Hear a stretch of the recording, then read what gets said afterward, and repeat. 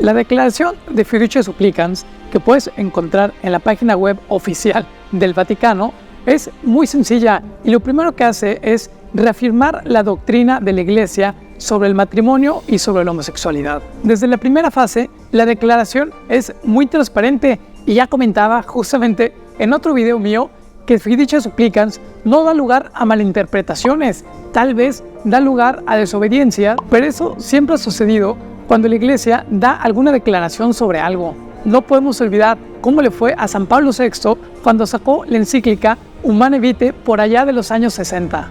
No voy a volver sobre los puntos que ya comenté en mi otro video, te dejo aquí abajo el link por si quieres ir a ver ese video. Lo que hoy quiero decirte es que después de haber reflexionado y rezado, sigo exactamente con la misma postura, y es una postura de apertura a entender, a comprender y escuchar lo que el Papa, a través de la Congregación de la Doctrina de la Fe, quiere decirme. Sin embargo, hay algo que sigo sin comprender, y es en la manera en que muchos católicos, llamémosle también los sacerdotes o los obispos o los cardenales, se están refiriendo al Santo Padre, lo han llamado de todo, incluso lo han llamado de ser hereje, y hereje es una palabra muy fuerte. Pienso que todos aquellos que critican al Papa han olvidado completamente que el Papa, sea quien sea, tiene una asistencia divina simplemente por ser el sucesor de Pedro. Ahora, que si Fiducia Supplicans no se entiende bien, la actitud más prudente que deberíamos de tener es decir que no se entiende o que no nos queda claro, pero no acusar al Santo Padre de hereje.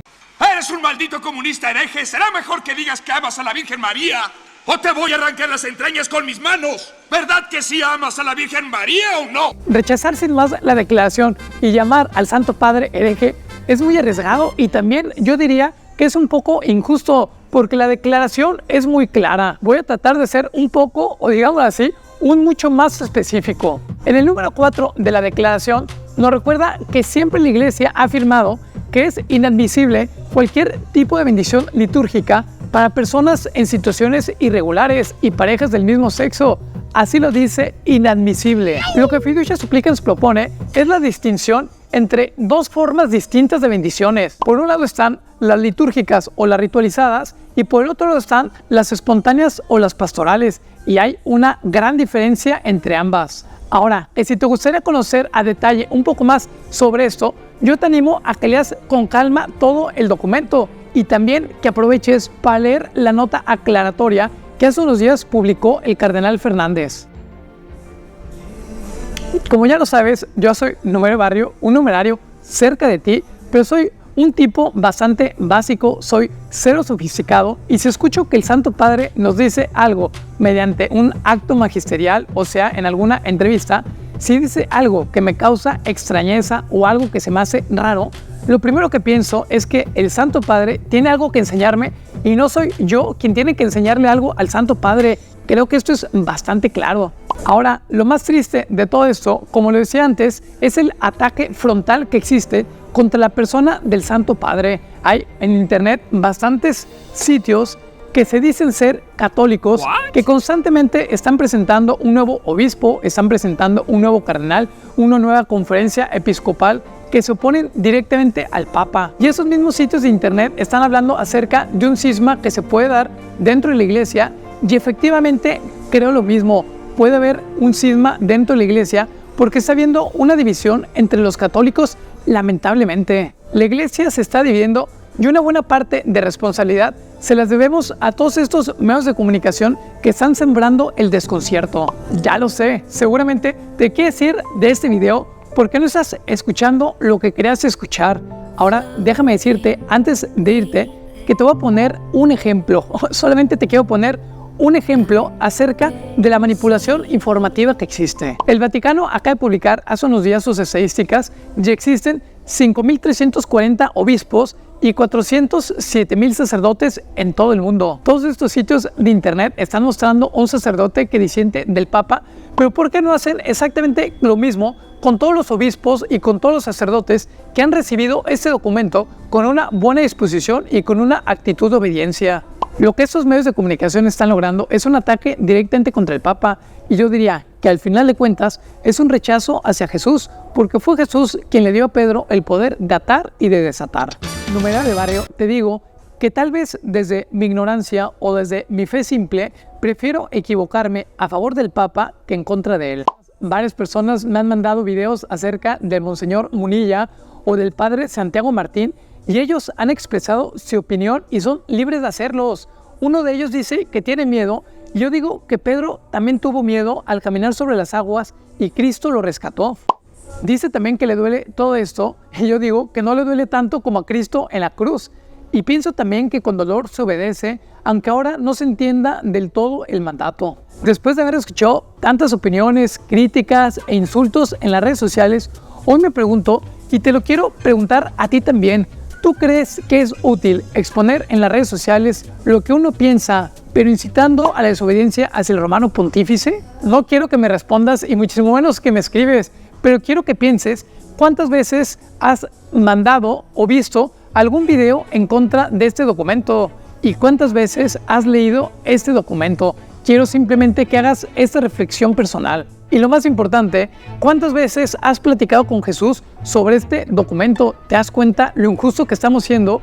Y esto no se trata de una lucha de ideología, sino de encontrar la verdad. Y como decía San Juan Pablo II, la verdad nos hará libres. Fiducia Supplicans es la propuesta de bendiciones pastorales muy sencillas, bendiciones que no son litúrgicas o que no son ritualizadas, bendiciones que se dan a las personas y que no se dan a las uniones. Una bendición sencilla, una bendición sin forma litúrgica, no aprueba ni justifica la situación en que se encuentra esa persona.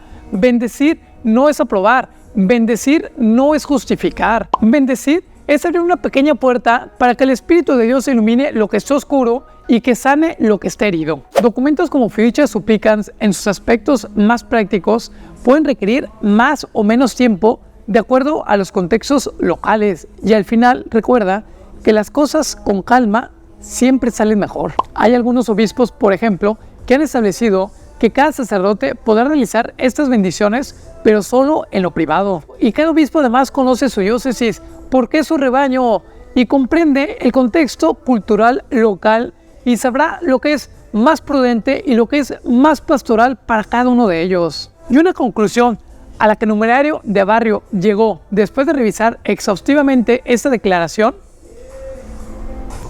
lo que deberíamos de revisar es la obediencia y la fidelidad que tenemos hacia la Iglesia y hacia el magisterio del Santo Padre. Más allá de la polémica de Fiducia Supplicans, reclama de todos nosotros, católicos romanos, un esfuerzo para reflexionar serenamente, acercándonos al texto con calma y alejándonos de toda ideología que existe en torno a este documento. Y ya lo hemos escuchado, Jesús condena el pecado, no lo olvidemos. El Evangelio nos habla constantemente de ello, pero también algo interesantísimo que me parece a mí es que el Evangelio nos cuenta cómo Jesús atraía a los pecadores. Y yo me pregunto, ¿qué veían los pecadores en Jesús o cómo lo percibían?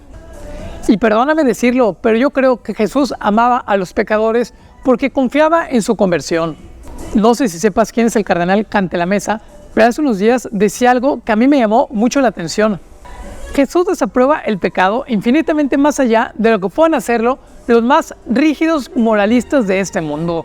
Y esto me encantó. Jesús propuso en el Evangelio un remedio nuevo, no el distanciamiento, sino la acogida. ¿Escuchaste bien? No el distanciamiento, sino la acogida. Perdóname, pero el cambio de vida no es la condición para acercarnos a Jesús. El cambio de vida es el resultado, o al menos es el propósito, después de habernos aproximado a Jesús.